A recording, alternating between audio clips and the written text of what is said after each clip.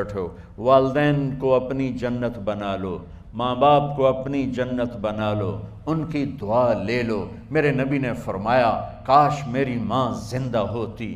ماں کا خاص طور پر منشن کیا، میری ماں کیوں کہ باپ کو تو دیکھا ہی نہیں اور ماں کو دیکھا ہے 6 سال۔ میری ماں زندہ ہوتی اور میں عشاء کی نماز کے مصلی پہ کھڑا ہوتا اور میرے گھر سے میری ماں کہتی محمد، تو میں ماں کے لیے نماز توڑ دیتا۔ میرا نبی کہہ رہا ہے۔ اور جب آپ حج پہ تشریف لے گئے اور ابوا کے میدان سے گزرے جہاں میرے نبی کی والدہ کا انتقال ہوا تھا، اس بات کو 57 سال گزر چکے ہیں۔ 6 برس کی عمر میں مدینہ سے نکلے 3 افراد، میرے نبی کی ماں، میرے نبی کے والد کی باندی ایمن، وہ بھی ماں ہیں، انہوں نے بھی دودھ پلایا تھا میرے نبی کو۔ 2 مائیں ہیں، ایک دودھ پلانے والی، ایک پیدا کرنے والی، اور ایک میرے نبی ہیں۔ جب ابوا کے پہاڑوں میں پہنچے تو اچانک ہارٹ اٹیک سے حضرت آمنہ 25 سال کی عمر میں انتقال فرما گئیں، اور میرے نبی نے اتنا اس کا غم لیا۔ 6 سال کا بچہ، میں سن 2000 میں وہاں گیا تھا، میرے آنسوں نہیں رکنے کو آ رہے تھے کہ کہاں میرے نبی کی ماں کو اللہ نے اٹھایا، نہ کوئی آسرا، نہ کوئی سہارا، نہ کوئی رشتہ، نہ کوئی جھولی، نہ کوئی چھاؤں، ایسے تنہا یتیم کر دی۔ جب ان کو پتھروں میں دبا کے نیچے اترے، ایمن کو سے ہاتھ چھڑا کر بھاگے اور اوپر پہاڑی پہ چڑھ گئے۔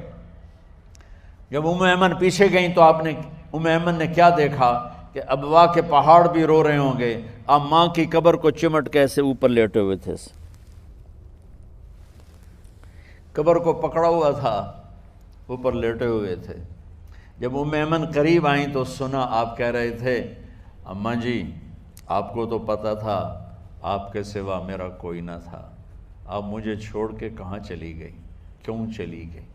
6 سال کا بچہ پہلی موت دیکھ رہا ہے تو ان کو سمجھ میں نہیں آ رہا کہ میری ماں کے ساتھ ہوا کیا ہے۔ ایمن نے اٹھانا چاہا، آپ نے اٹھنے سے انکار کر دی۔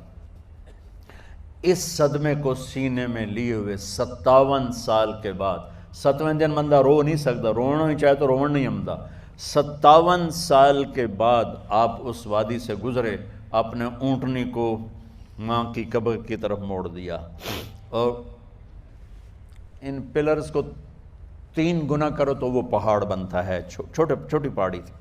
اونٹنی کو نیچے بٹھایا، اوپر پہاڑ پر گئے، اور یہ مجھے دیکھو، یوں آپ نے گھٹنے کھڑے کیے ماں کی قبر کے سرانے، اور یہ ہاتھ یہاں رکھے اور پھر سر دیا اپنے گھٹنوں میں یوں، پھر رونا شروع کیا۔ اتنا روئے، اپریل کا مہینہ تھا، دھوپ سر پہ پڑ رہی تھی، ہم تو ٹھنڈی دھوپ میں بیٹھے ہیں، شدید دھوپ میں بیٹھے تھے، اور اس کنڈیشن میں یہ بچوں کا سٹائل ہوتا ہے، جب لمبا رونا ہو تو وہ یوں بیٹھتے ہیں سر اندر دے کر۔ اتنا روئے کہ آپ کی داڑھی ساری آنسوں سے بھر گئی، سینہ تر ہو گیا، احرام تر ہو گیا، اور کئی گھنٹے بیٹھ کے روتے رہے۔ 2 جہان کے سردار ہو کر تمنا کر رہے ہیں کاش اماں تو زندہ ہوتی، تو مجھے کہتی محمد میں تیرے لیے نماز توڑ دیتا۔ اور میرے نبی نے، یہ بچیاں غور سے سنو، میرے نبی سے پوچھا گیا یا رسول اللہ قیامت کب آئے گی؟ آپ نے فرمایا یہ تو اللہ کو پتہ ہے۔ میں نے کہا یا رسول اللہ کوئی نشانی بتا دیں، تو آپ نے فرمایا جب بچیاں ماؤں کو ذلیل کریں گی تو قیامت آ جائے۔ جب بیٹیاں ماؤں کے ساتھ بدتمیزی کریں گی اور ماؤں کو ذلیل کریں گی تو قیامت آ جائے گی۔ ایک ماں بیٹی کو میں بھول نہیں سکتا، ماں کے موٹے موٹے آنسو گر رہے تھے، اور بیٹی ماں سے کہہ رہی تھی بھوک نہیں، ہماری اپنی پنجابی زبان، بھوک نہیں، اوئے ہوئے ہوئے ہوئے، یہ تو ہم نوکر کو کہتے ہوئے ڈرتے ہیں، وہ ماں سے کہہ رہی تھی بھوک نہیں، یعنی بکواس نہ کر، اور وہ آگے چپ، صرف آنسو اس کے گر رہے تھے ایسا۔ شاید وہ یاد کر رہی تھی کہ 9 مہینے کیسے اس کو میں نے پیٹ میں پالا، جنتے ہوئے کتنی تکلیفوں سے گزری، اور اس کو دودھ پلاتے ہوئے کتنی راتیں میں نے کاٹ کاٹ کے گزاریں، اور اس کے پیشاب دھوتے ہوئے کتنی دفعہ میں سردی میں ٹھٹھری، اور آج یہ مجھے کہہ رہی ہے بھوک نہیں۔ اس لیے میرے نبی نے فرمایا جس نے ماں باپ کو دکھ دیا، سنو غور سے بچوں سارے سنو، جس نے ماں باپ کو دکھ دیا اس پہ اللہ کی لعنت، اس پہ فرشتوں کی لعنت، اس پہ زمین آسمان کی لعنت، نہ ان کی نماز قبول ہے، نہ روزہ قبول ہے، نہ صدقہ قبول ہے۔ میرے نبی کی زندگی کا دوسرا روپ حقوق العباد، نماز حقوق اللہ میں آ جاتی ہے، میں حقوق العباد کی تھوڑی سی وضاحت کر رہا ہوں۔ ماں باپ زندہ ہیں تو دعا لے لو۔ والدین سے کہتا ہوں بچوں کو عزت دو، جہاں اولاد ماں باپ کے حقوق ہیں وہاں اولاد کے حقوق ہیں، اولاد کو عزت دو، اولاد کو عزت دو، اولاد کو عزت دو۔ بہت سی اولاد کی نافرمانی کا ذریعہ ماں باپ بن رہے ہیں، سختی کر کے، زبردستی کر کے اور ٹھونس کر چیزیں نوکروں کی طرح سلوک کر کے۔ میرے نبی کے گھر میں جب بیٹی فاطمہ ملنے کے لیے آتی تھیں تو میرے نبی بیٹھے نہیں رہتے تھے، یا اب چیئر پہ بیٹھے ہوئے بی بی فاطمہ آ گئی، اب زمین پہ بیٹھے ہوئے ہیں بیٹی آ گئی، اب چارپائی پہ لیٹے ہوئے ہیں بیٹی آ گئی۔ میرے نبی کیا کرتے تھے؟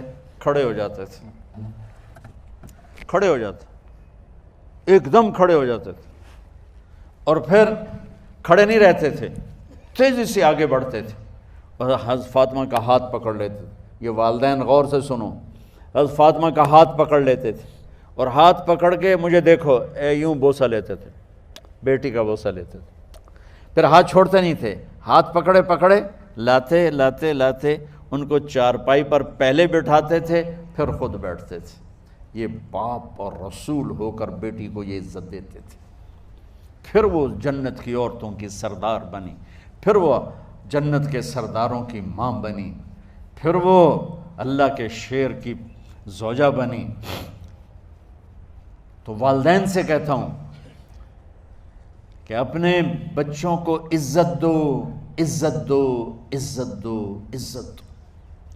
پھر آپ سے زندگی کے بڑے فیصلے ہیں شادی، اب لوگ اکٹھے پڑھتے ہو لڑکے لڑکیاں، اپنی شادی کے فیصلے خود نہ کرو، اپنے ماں باپ کے حوالے کرو، اس میں شرافت بھی ہے، اس میں برکت بھی ہے، اس میں رحمت بھی ہے، اور اس میں والدین کی دعائیں بھی ہیں۔